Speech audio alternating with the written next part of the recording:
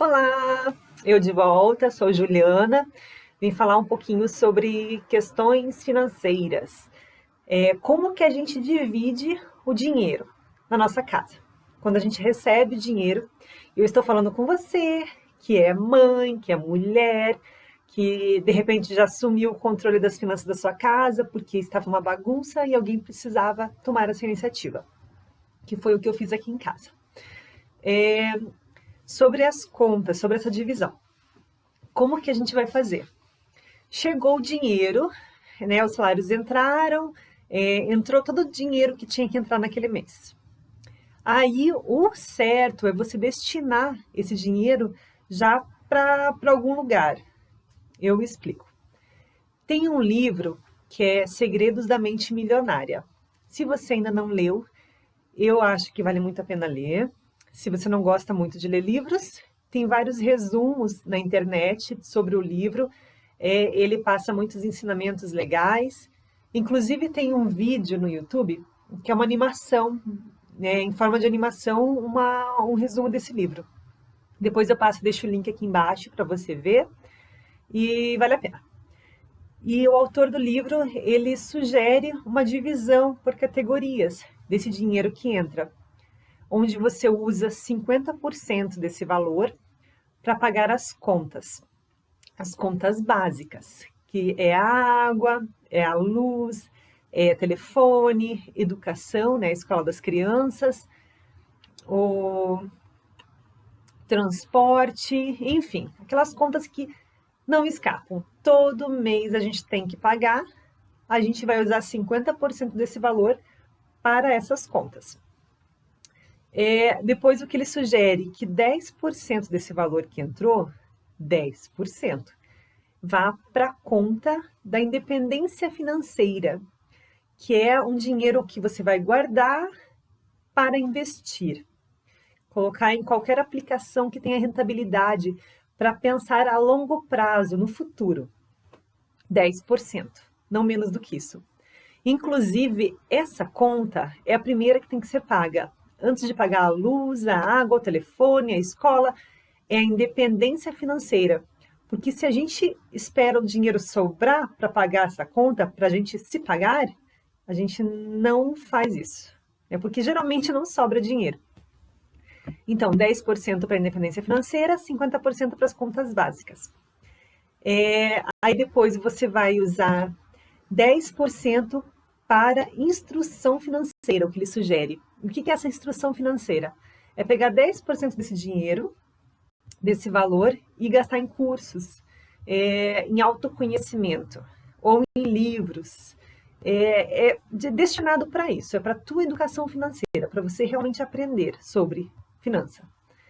E 10% para doação, e essa questão de doação, muita gente acha que é bobeira, né? Tipo, nossa, 10% é muito dinheiro. Mas pensa que se você tiver um caixa, primeiro, se você for generoso, quanto mais a gente dá, mais a gente recebe.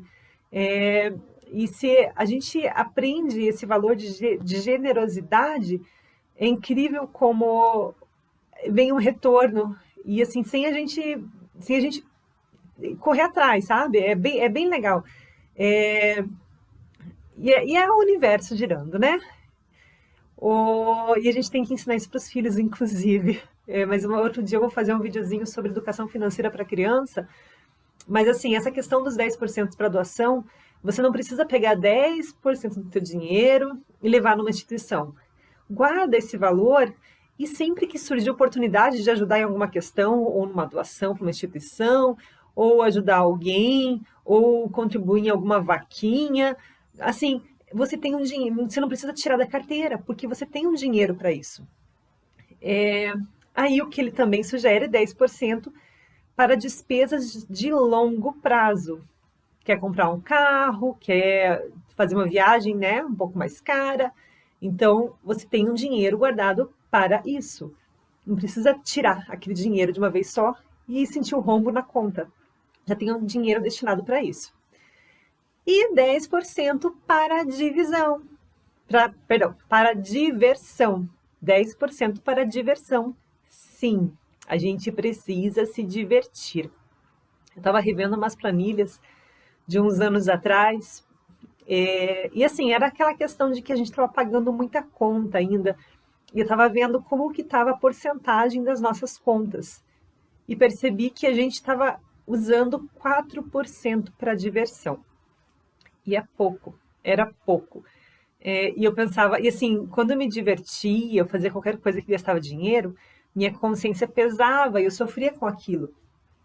E de agora que eu fui ver que a gente estava usando 4%. E eu não estava. Eu sentia que assim, a vida estava cansada, eu trabalhava. Para mim, eu acho que eu trabalhava muito, daí tinha casa, tinha os filhos, e, e eu não sei, para mim eu não me divertia. Aí quando eu me divertia, eu gastava um pouquinho para diversão. Meu Deus, eu estou gastando muito dinheiro com isso. E daí hoje eu fui ver que não, eu tinha que ter gastado mais, né? A gente tem que, a gente é humano, a gente tem que se divertir, a gente tem que sentir prazer nas coisas que a gente faz. Se a gente está cansado, a gente tem que descansar, enfim, né? Nosso corpo é uma máquina, então a gente precisa se divertir. E a gente precisa ter um dinheiro para isso, para não usar menos ou para não usar mais. Às vezes a gente se diverte tanto e não liga para o restante que acaba exagerando. Então, a melhor coisa é dividir o dinheiro assim que ele entra, já dividir nas categorias, e quando você for usar, usufruir disso, você faz isso sem a consciência pesada. Isso é perfeito, isso é viver bem, isso é viver tranquilo. É não ficar naquela neura que tem que guardar tudo para o futuro. Não, você tem que viver o presente. E não ficar naquela neura que eu tenho que viver o agora, porque o futuro ninguém sabe. É um equilíbrio, né? A gente vive o presente bem e a gente vive o futuro bem. Se o dinheiro não estiver entrando nesse momento o suficiente, aí sim faz uns reajustes nessa planilha, nessas categorias. Se hoje 50% não é o suficiente para pagar as contas básicas, reveja as contas básicas. Porque a gente usar muito mais do que 50% do que entra para pagar o básico é muito dinheiro. E assim, eu não sei o padrão de vida de cada um, mas a gente tem que se enquadrar num padrão de vida compatível com o que a gente está ganhando no momento. Se o aluguel está caro, tem que rever isso. Se está gastando muito na conta de luz, muito mais do que devia, corta um pouquinho, cuida com a questão da luz, não deixa a televisão ligada quando não deve, não tem ninguém na frente da televisão, apaga as luzes de casa, fica sempre alguém cuidando, monitorando essa questão das luzes. Água, cuida da conta de água, você percebe que está gastando mais do que devia. Assim, abre a planilha e veja onde, o quanto está gastando em cada uma das contas e corta o máximo que conseguir cortar. De repente, temporariamente é necessário fazer um pouquinho de economia para reajustar essas contas. Tá indo muito tá gastando na televisão, tem televisão a cabo ou paga, né? E não é o momento, não tem condições para isso, corta a televisão paga, fica só com um pacote básico, ou negocia algum tipo de pacote. O celular está muito caro, negocia um pacote mais barato, as operadoras geralmente abrem e conseguem, né, oferecer alguma coisa mais legal se precisar. Então, é olhar as contas básicas e perceber que se tiver indo mais de 50% da tua renda, tentar reajustar, tentar arrumar essas contas para chegar em 50%, pelo menos.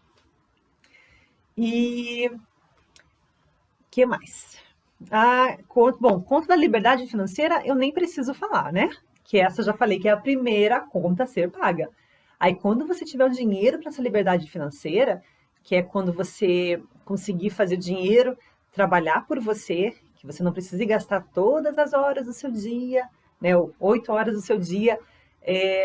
Assim, pode gastar 8 horas do seu dia trabalhando depois que você conseguir a independência financeira, que seu marido conseguir, se você gostar, né, do que você está fazendo.